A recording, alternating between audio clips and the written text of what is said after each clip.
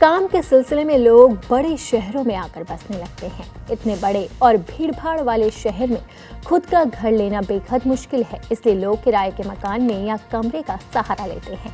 ये कॉन्सेप्ट ज्यादातर शहरों में ही देखने को मिलता है। ऐसे में मालिक के बीच में एक डर रहता है कि अगर कोई किराएदार लगातार 12 साल तक रह रहा है तो वो उनके मकान का मालिक बन जाएगा। क्या ऐसा सच में कोई नियम है? अक्सर लोग इस कॉन्सेप्ट को सही बताने के लिए एडवर्स पोजीशन नियम का उदाहरण देते हैं, लेकिन क्या सच में एडवर्स पोजीशन नियम के तहत किराएदार मकान मालिक बन सकता है?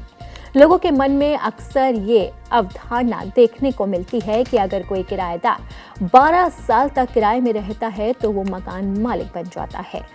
हमने इस कंफ्यूजन को दूर करने के लिए सुप्रीम कोर्ट के advocate on record Ashwini Dubey से बातचीत की।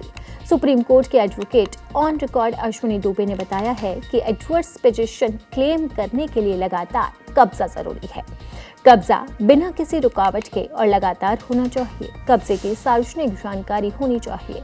कब्जा खुला या सभी की जानकारी में होना चाहिए, यानी छिपा हुआ नहीं होना चाहिए। आमतौर पर किराएदार एडवर्स पोजीशन का दावा नहीं कर सकते क्योंकि वो मालिक की अनुमति से संपत्ति पर होते हैं। सरकारी जमीन पर ये लागू नहीं है। ये सिद्धांत सरकारी जमीन पर लागू नहीं होता है। सुप्रीम कोर्ट के एक फैसले के अनुसार एडवर्स पोजीशन के आधार पर कोई व्यक्ति अब मालिकाना हक के लिए मुकदमा भी दायर कर सकता है।